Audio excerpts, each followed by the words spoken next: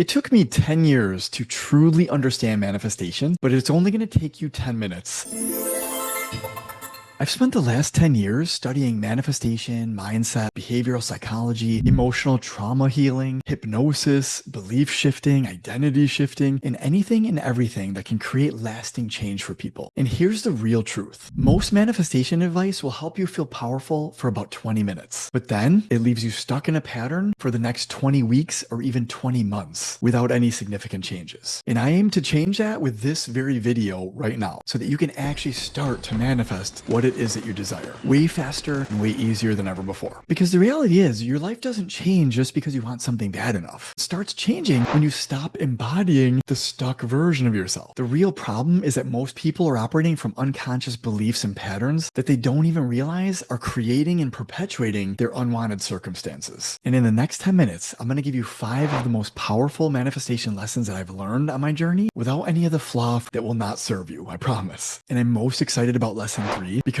it might just explain exactly why the thing you've been trying to change keeps showing up and follows you no matter how hard you try to change it. So the main premise of this video today is that you don't manifest what you want, you manifest who you are. And that brings me right to lesson 1. You create from your identity. Your results aren't created from your goals or desires. They're created from who you're embodying and showing up as. So if you want more money or a more successful business or better health, better relationship, but the identity underneath all those goals still believes limiting things like I'm not good enough, people always leave, money's hard to make, nothing ever works out for me, then that identity will continue to influence what you notice, what you expect, how you react, and what you do. And that's why 2 people can experience the same exact challenge or rejection and have 2 completely different outcomes coming out of it. The first person will ask, why does this keep happening to me? I don't understand. Like, what is wrong with me? The other asks, what is this showing me? What is the lesson I can learn from this? And more importantly, who do I need to become in order to overcome this and to never let this happen to me again? Same event, different identity, completely different outcome. And to make this even easier to understand, you're only ever operating from 2 different modes, either survival or victim mode or creation or victor mode. So in one mode, you're a victim to whatever's going on. In the other mode, you are the victor. In other words, you're going to learn the lesson from it, apply something new in your life, and be a better version of yourself as a result of that. And so right now, before we even go any further in this video, you could do a quick check-in. Which mode have you been operating from most often throughout the day? And be honest with yourself. I was operating from survival mode for years. And it wasn't until I really started to understand these ideas that I'm sharing with you on today's video that things started to significantly shift for me. And so if you're operating from survival mode or you're still a victim to whatever's going on in your life, then you're saying things like, life is tough. This always happens to me. I never have enough money or resources or time, things like that. But if you're operating from creation mode, which is you're the hero, the victor, the winner of your life here, then you're saying things like, you know what, this happened to me and it sucks, but I can choose what this is going to mean and who I'm going to become as a result of it. So in other words, it puts you back in the driver's seat of your life. And that's the real first shift here in lesson 1, from victim to victor. And that doesn't mean you're denying your past or what you've been through or what you're currently going through, but it means you're refusing to let it define you and to impact what happens next in your life. And the good news here is that your identity isn't completely hidden. It leaves clues and breadcrumbs through the patterns that continue to repeat in your life. This brings me to lesson 2, which is the pattern is the message. Your repeating patterns in your life right now will teach you more than anything else. You don't need more YouTube videos or programs. You need to start paying attention to the patterns that are happening in your life. Because the reality is, every experience that seems to continue showing up and repeat itself in your life is simply a reflector or a mirror, and it's meant to show you the energy that you're operating from on a regular basis. So when the same kind of relationship, conflict, or fear or setback keeps showing up in your life, but often in different forms, pay close attention to those patterns. They're trying to show you and teach you a lesson about the energy that you're in. Maybe you keep attracting people that end up ghosting you, but you yourself never felt safe expressing what you truly wanted or needed. Maybe you keep getting overlooked or passed over, but you yourself have a habit of shrinking down or waiting for permission. permission. The most important thing to realize, though, is that your life isn't repeating to punish you. It's there as the message. So we want to stop asking, why does this keep happening to me? And start asking, what do all these situations or experiences have in common? And what might they be revealing about me that I need to work on or change? That question alone starts to move you over from blame to awareness. And awareness is where every real transformation begins. But this is actually where a lot of people get stuck, and they unknowingly make the pattern even more powerful in their life because they start fighting against it and creating even more resistance around it. And that brings me to lesson 3. What you resist persists. Lesson 3 is probably one of the most misunderstood ideas in manifestation, is that if you just get into non-resistance, you'll be able to attract whatever it is you want. Well, I have studied from all of the greats: Bob Proctor, Dr. Joe Dispenza, Abraham Esther Hicks, Neville Goddard, Tony Robbins, Wayne Dyer, David Bayer, all these amazing, awesome people and gurus. However, to me, they haven't sufficiently explained how to get rid of resistance, or even really what is resistance in the body. What does it look like? What does it feel like? How do you know you have it? And I aim to fix that right now on today's video here so that you can receive what it is you desire. Because the opposite of resistance is allowance. So as soon as you remove the resistance, it now opens up the flow to allow the things that you want into your life and into your experience.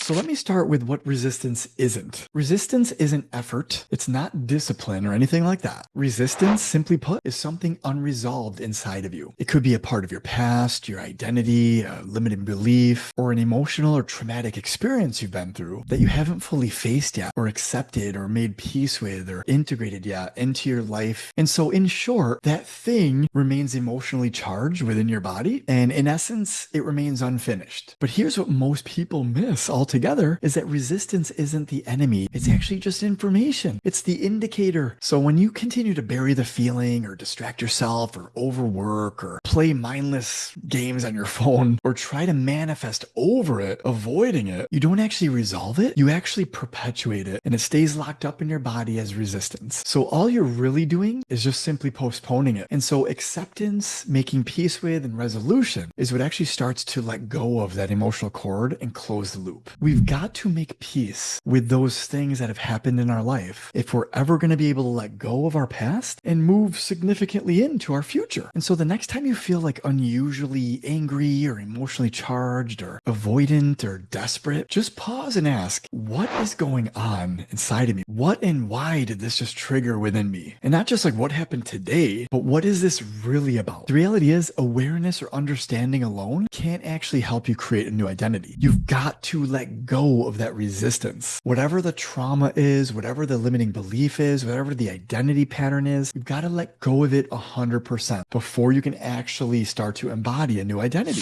As soon as you sufficiently remove the resistance that's been in your body, your next step is to now give yourself evidence that you can trust the person that you're becoming. And so that brings me to lesson 4. Self-trust is the bridge. Before you can actually start to manifest more of the things you desire, you need to be able to fully trust yourself first. So every time you promise that you'll wake up early, or post that video, or make that offer to somebody, or go to the gym, or eat that healthy food, and you promise you're going to do all those things, but then you never actually see it through. Well, every time you break a promise to yourself, you make a withdrawal from your self-trust account. Eventually, you can visualize the goal all you want, or you could say the positive affirmations all you want, but a deeper part of you no longer believes your own word. And this happens not because goals are like impossible to achieve or anything like that, but because you stop trusting and believing that you'll actually follow through with it. And the answer to this one isn't making bigger promises to yourself. It's about making smaller promises, more realistic promises that you can actually keep. So don't promise that you'll go to the gym for an hour if you know you're not going to do that. Just say, okay, I'll go to the gym 15 minutes. I'll ride the bike, I'll move my body, and I'll keep my word. Don't promise to build your entire business this month. Just focus on one aspect of it. Just promise that you'll make one offer today, or that you'll message or follow up with somebody, right? Just keep it simple. And every aligned action that you actually do is a vote for the person that you're becoming. When your thoughts, emotions, your actions, and your identity start moving in the same direction finally, and you can truly trust that you're gonna do what you say you're gonna do, that's when you become incredibly powerful. But there's one more place where people are unknowingly sabotaging that alignment, and that's with their attention. Lesson 5 is your attention beats your intention. Your attention is much more powerful than your intention. You may intend to grow your business, but then you spend your actual attention the entire day focused on low views, missing clients, and everything that isn't working in your business. You may intend to create a loving relationship, but then you constantly replay everyone who's ever hurt you from your past. And where your attention goes, energy flows and momentum grows. And so at the end of each day, you want to ask yourself this question: where did my attention actually go today? Not where did I intend it to go? Where did it actually go? Because what you repeatedly focus on doesn't just shape what you see, it shapes who you become over time. And so after 10 years of studying deep, profound, and experiential manifesting, here is manifestation in one sentence. Your life changes the moment you stop trying to force a different, better result from the same identity, and you start becoming the person who can create, receive, and sustain the result you want naturally.